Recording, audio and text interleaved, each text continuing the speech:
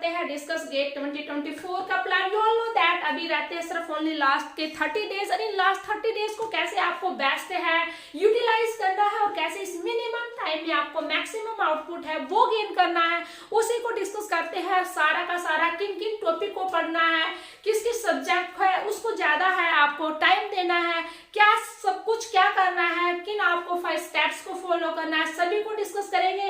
Exam pattern क्या रहेगा, कैसे नेगेटिव मार्किंग आती है, मतलब कितनी कट ऑफ रहती है, किस सब्जेक्ट को पढ़ना है, किस सब्जेक्ट में से कितने टॉपिक है वो इंपॉर्टेंट है, सब कुछ डिस्कस करने वाले हैं इस वीडियो में रिगार्डिंग गेट एग्जाम 2024। सभी को पता है सीएसआई या नेट का एग्जाम हो चुका है जो कि 27 दिसंबर का था, लेकिन कुछ बच्चों का है एग्जाम है वो बहुत अच्छा गया है। लेकिन वही बात करें तो पैरेलल में कुछ बच्चों का जो एग्जाम है वो इतना अच्छा नहीं गया है। अब की बार है ऐसा बताया जा रहा है कि जो पेपर था जो आपके पास है, मैंने भी देखा है कुछ क्वेश्चंस हैं वो सारे के सारे हैं मोस्टली कैलकुलेटिव पार्ट था वो ज्यादा था, ठीक है, डायरेक्ट नहीं था कि ऐसे ही मतलब है हमने जस्ट क्वेश्चंस को देखा या ऑप्शंस को देखा और हमने डायरेक्ट है वो टिक कर दिया, मतलब उसमें कुछ कैलकुलेशंस थी और जो सी पार्ट है उसमें ज्यादा थी, ठीक है। तो यही पे अब हम करते हैं, जो हो गया उसको आप स्किप कर दो, लेकिन जो भी आपके पास अब टाइम बचता है उसको आपको बेस्ट है यूटिलाइज करना है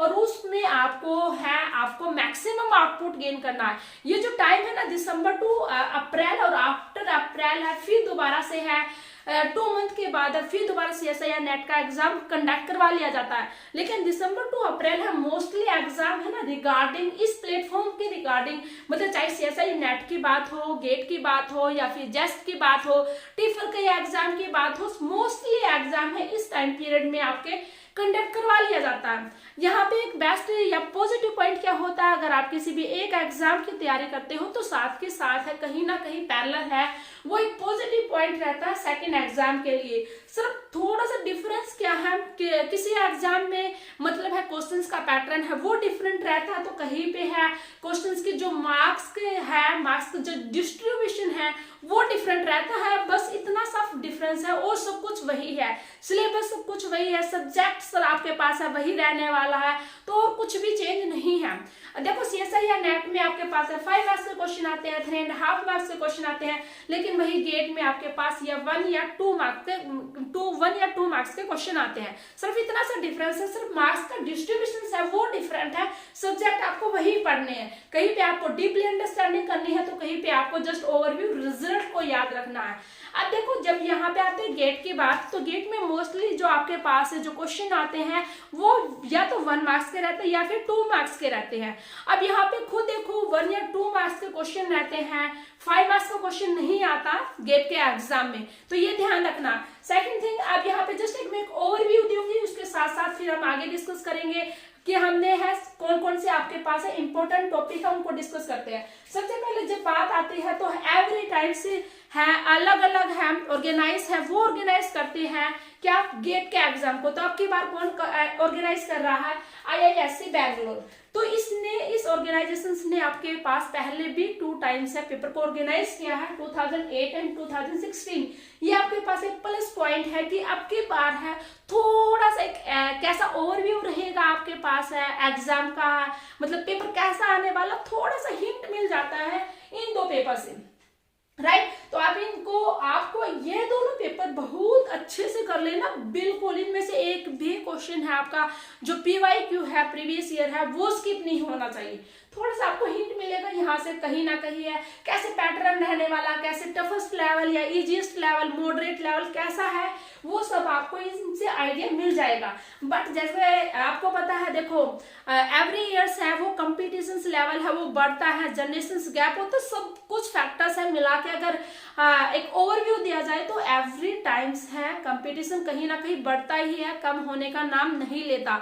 तो मतलब लास्ट टाइम कैसा रहा था पेपर का पैटर्न है, अब की बार कैसा रहेगा, तो वो मैटर करता है, ठीक है। लेकिन यहाँ पे आपको ये ध्यान रखना है ये 2 पेपर है जरूर करने हैं। सेकंड बात कि आपके पास CBT टाइप का पेपर रहेगा, कंप्यूटर बेस्ड रहेगा, 3 आवर्स का रहेगा, 180 मिनट 3 आवर्स का रहेगा, 180 मिनट्स का रहेगा, लेकिन 100 मार्क्स का रहेगा।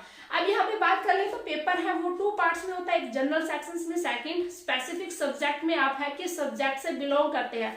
जनरल सब्जेक्ट के सिर्फ ओनली 10 क्वेश्चन रहते हैं, उनमें से अगर 5 क्वेश्चंस की बात करें, फर्स्ट की 5 या लास्ट के 5 या रैंडमली 5 है, कोई भी 5 क्वेश्चन है वो 1 मार्क्स के आते हैं, लेकिन अदर्स जो 5 क्वेश्चन आ जाते हैं वो 2 मार्क्स के रहते हैं। लेकिन अगर जब सब्जेक्ट की बात करें तो वहां पे किसी प्रकार का कोई भी रैंडमनेस नहीं रहता, जस्ट एक कंटिन्यूटी में आपके पास क्वेश्चन नंबर 11 टू 35 है, ओनली वो 1 मार्क्स के रहने वाले हैं। After that 35 to up to 65 question तक आपके पास है क्वेश्चन है वो 2 मार्क्स के रहेंगे, राइट। लेकिन यहाँ पे एक के पास फिर एक पॉजिटिव पॉइंट आ जाता है, जैसे आपके पास SI नेट के एग्जाम में कंप्लीटली में नेगेटिव मार्किंग रहती है 1/3 मार्क्स की, यहाँ पे भी नेगेटिव मार्किंग रहेगी। यहाँ पे नेगेटिव मार्किंग होती है वो ओनली MCQ टाइप्स के क्वेश्चंस में रहती है, बिकॉज यहाँ पे जो आपके पास है जब गेट का एग्जाम देते हो तो यहाँ पे आपके पास है 3 टाइप्स में और आपके पास है ऑप्शंस रहते हैं, एक MCQ, सेकंड रहते हैं आपके पास है मल्टीपल सिलेक्टेड क्वेश्चन और थर्ड आते हैं आपके पास न्यूमेरिकल।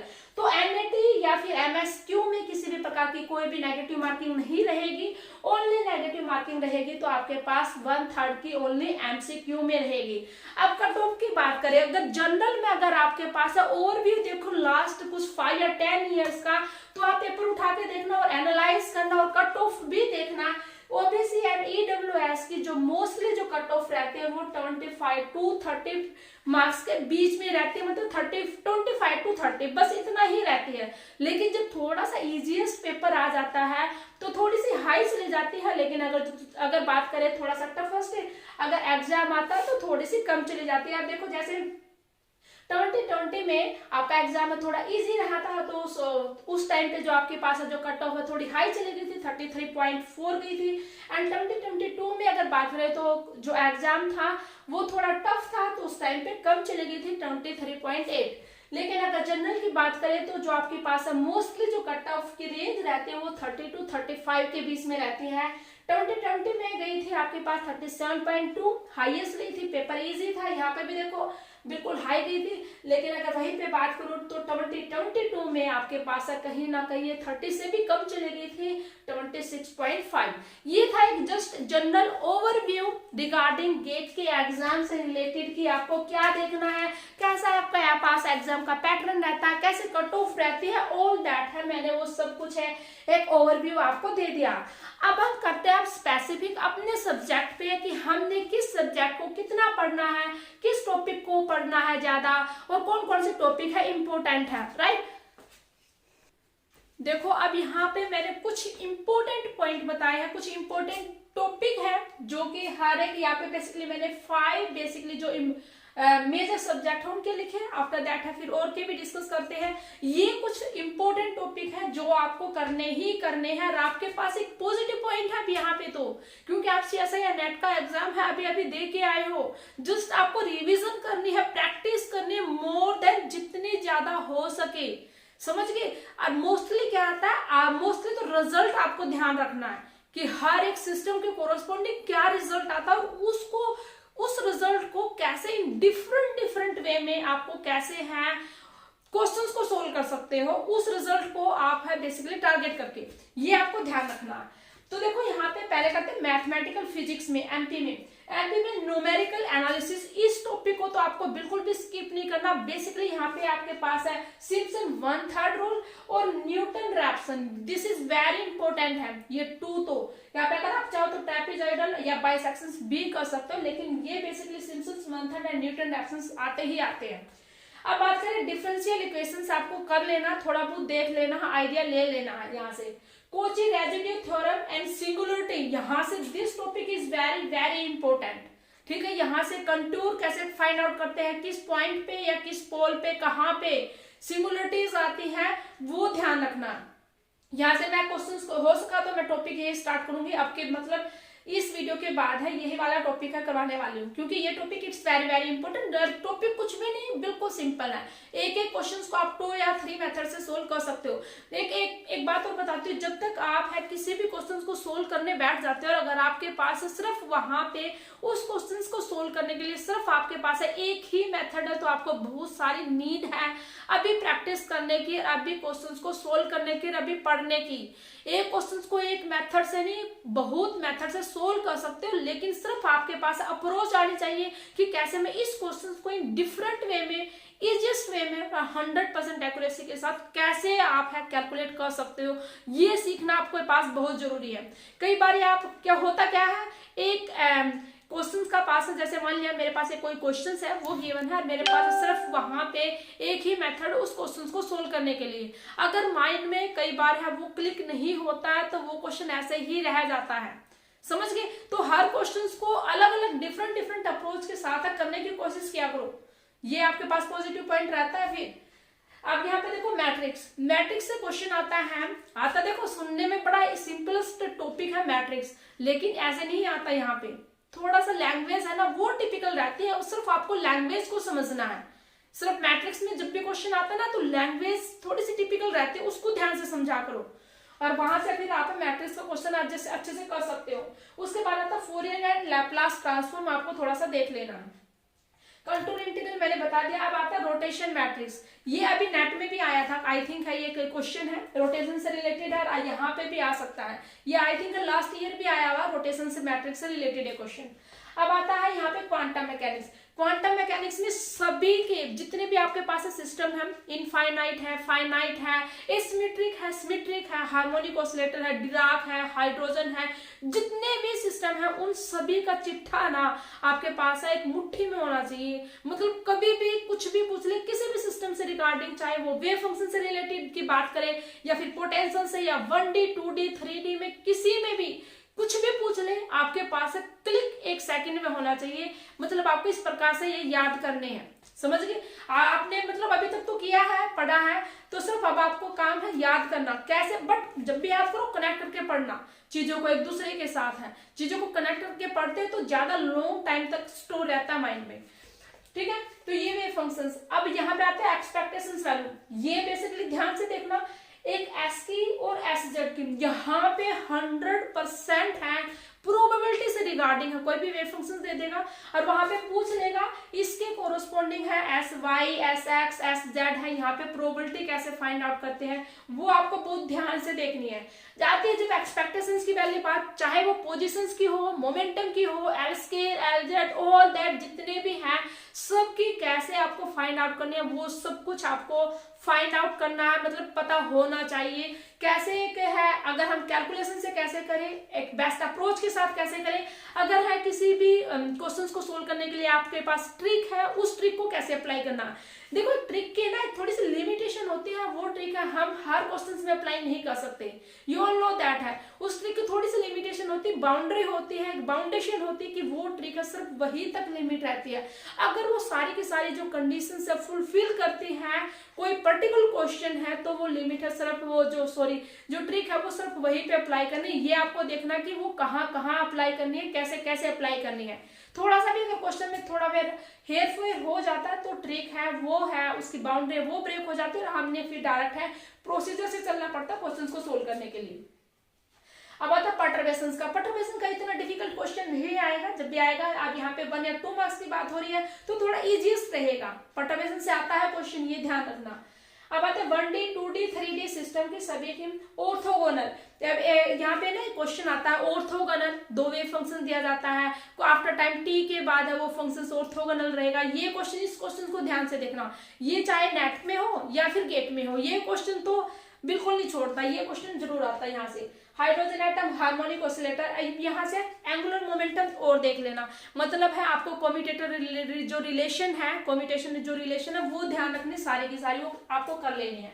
क्लासिकल में बात करें तो number of degree of freedom, कोई भी सिस्टम दे देगा, कुछ भी आपके वहां पे कोई भी बाउंड्री या कुछ भी कंडीशन अप्लाई करके वहां से पूछ लेगा आपको number of freedom, sorry degree of freedom है क्या होगी उस पर्टिकुलर उस क्वेश्चन के लिए।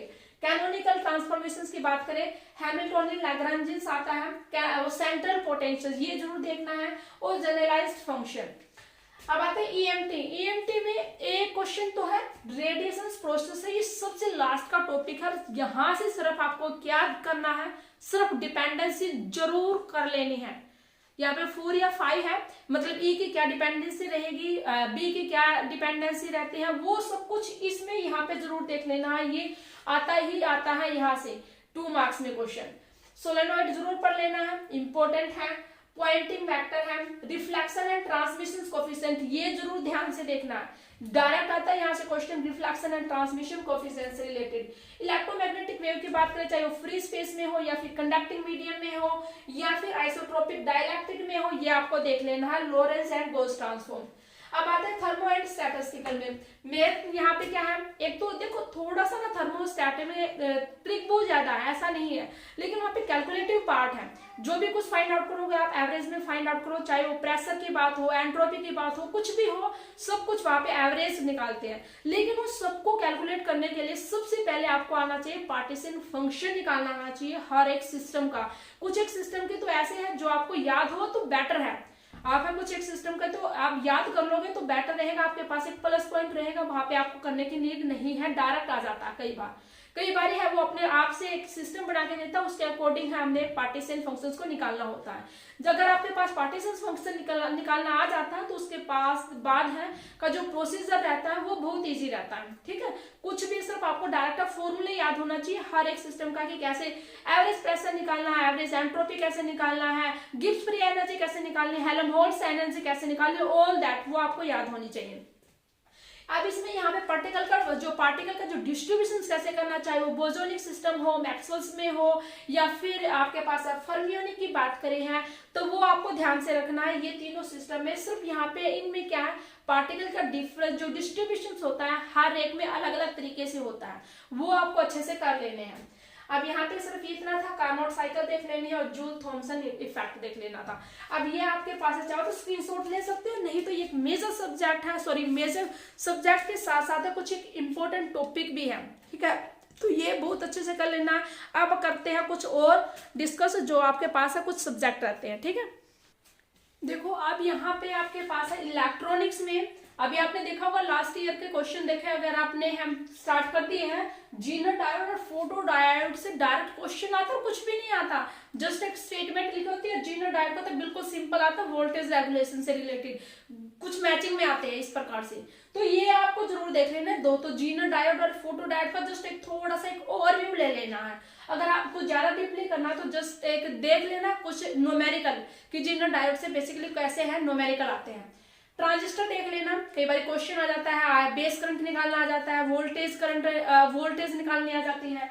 ओप एम्प है, करना चाहो कर लेना, क्योंकि अभी आपने सीएसआई नेट के एग्जाम में भी किया है ये टॉपिक। तो लॉजिक गेट्स है, उसको ध्यान से करना, क्योंकि लॉजिक गेट है आता ही आता है। ठीक है, रेक्टिफायर देख लेना, सिंपल सा टॉपिक है। बीजेटी देख लेना, यहाँ से इतना सा और कुछ नहीं है, तो जस्ट थोड़ा सा एक ओवरव्यू लेना है, ऐसा नहीं है। एटॉमिक में spectroscopic notation, this is very very important. Spectroscopic notation important है। LS coupling, Zeeman effect, Paschen effect, laser से 100% क्वेश्चन आता है। ठीक है, लेजर जरूर कर लेना। अच्छा, हाइड्रोजन के एटम से कई बार बाइंडिंग एनर्जी पूछ लेता है, इस प्रकार से क्वेश्चन आ जाता है। यहाँ से हाइपरफाइन स्प्लिटिंग आ जाती है, या फिर रोटेशन एंड वाइब्रेशन स्पेक्ट्रा, ये डायरेक्ट आ जाता है यहाँ से, कई बार है रोटेशन के। ठीक है, ये ध्यान है। और सॉलिड में ग्राफ ज्यादा इंपॉर्टेंट है। सॉलिड स्टेट की बात करें, किस किस के बीच में, एक तो डाइलेक्ट्रिक कांस्टेंट टेम्परेचर्स के बीच में, अरे एक आपको याद करना हीट कैपेसिटी एंड टेम्परेचर्स के बीच में, इनमें जो ग्राफ आता है ना वो जरूर आता है यहाँ से 100%। जो भी कुछ ग्राफ आते हैं ना मोस्टली वो सॉलिड स्टेट से आते हैं। तो ये कर लेना। एक्स-रे डिफ्रैक्शन है, फर्मी एनर्जी है, दिस इज वेरी इंपॉर्टेंट है। अब आता है पैरामैग्नेटिक, डायमैग्नेटिक और एंटी फेरोमैग्नेटिक, इन तीनों के बीच में क्या रिलेशन है, मतलब ग्राफ है कैसे ट्रेस होगा, टेम्परेचर्स, ऑल दैट ये डिस्कस कर लेना आप यहाँ से अच्छे से। Effective mass and dispersion relation, यहाँ से क्वेश्चन आता ही आता है effective mass and dispersion relation से, फर्स्ट ब्रिलियंट जॉन के। अब आता है न्यूक्लियर में। न्यूक्लियर में एक तो है आपके पास है cell model, quark model, quark model से बेसिकली क्वेश्चन आता है यहाँ से। टाइप्स ऑफ इंटरेक्शन देख लेना कैसे है, बिल्कुल इजिएस्ट आएगा यहाँ से जब आता है। टाइप ऑफ इंटरेक्शन इतना ज्यादा टिपिकल नहीं है। Liquid drop model, electric dipole transition और बीटा प्लस डीके, ये जरूर देख लेना। ठीक है, तो ये कुछ इंपॉर्टेंट टॉपिक थे। ठीक है, लेकिन अगर आपको है अपना बेस्ट देना है, अच्छा देना है, अच्छा स्कोर करना है, तो आपके पास है आपकी प्रिपरेशन से 100% है। अभी आपने नेट का एग्जाम दिया है, जस्ट आपको रिवीजन करनी है, टेस्ट सीरीज लगानी है, बिल्कुल हताश नहीं होना है अगर किसी की नहीं हुई तो। ठीक है, और आप है अपना अच्छे से जितना ज्यादा हो सके प्रैक्टिस करो, क्वेश्चंस को डिफरेंट वे में कैसे अप्रोच करना है, कैसे सोल्व करना है वो सीखो। ठीक है, दिस इज वेरी इंपॉर्टेंट। अपने आप को मोटिवेट रखो, ठीक है, हमेशा है पॉजिटिव माहौल में रहने की कोशिश करो, पॉजिटिव काम करो, नेगेटिव है उसके बारे में ना तो आपको सोचना है और ना ही उस रास्ते पे चलना है। हमेशा अपने आप को पॉजिटिव फीडबैक दो, हमेशा कुछ ना कुछ करो। ठंड हो गई है, यू ऑल नो दैट ठंड में पढ़ने का मन नहीं करता, लेकिन आपको पढ़ना है, आपको ऐसे नहीं बैठना है, ठीक है। तो ऑल द बेस्ट गाइस, आराम आप करते हैं कंटिन्यू। कल मैं आई होप कि आप मोस्टली जो मैं वीडियो डालूंगी ना वो 4 to 6 o'clock के बीच में आपके पास वीडियो आ जाएगी, ये ध्यान रखना। स्टार्ट करूंगी 1 या 2 वीडियो है डेली है अपलोड करने की, ठीक है। So thanks for watching.